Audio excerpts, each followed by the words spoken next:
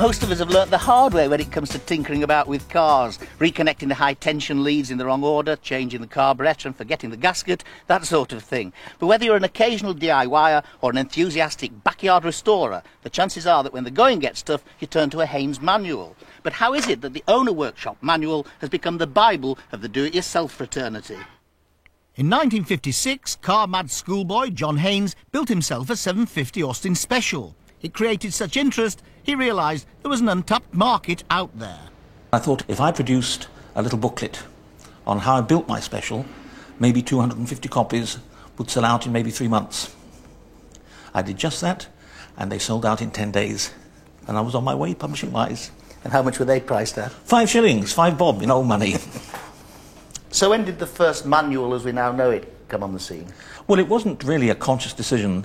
A friend had an Austin Healey Frog Eye Sprite, which he was completely rebuilding, and we found great difficulty in following the official BMC manual, so I thought I could do this better myself. And with an Asahi Pentax 35mm camera to take all the photographs of all the components as they were taken off the car, we completely took it apart and put it together again, and that was the birth of the Haynes Owners Workshop manual. How good a mechanic were you and are you? I'm terrible.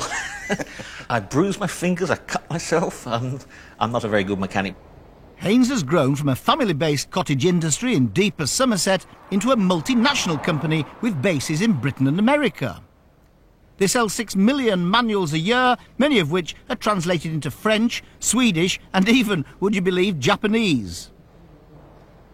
But with all these millions of words printed every year, there's bound to be the odd mistake. Yes, typographicals, as we call them. In one manual we said, remove the dipstick to check the oil level and wipe it with a clean rat. And another one was hit a certain bolt with a soft-headed mallard. John's enthusiasm for cars spawned a huge collection which is held in charitable trust at the Haynes Museum.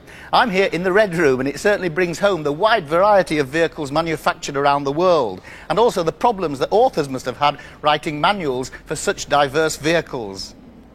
Every manual starts here in the project workshop. A team typically consists of 2 project authors, such as myself, who compile the text and produce the photographs that appear in the finished manual.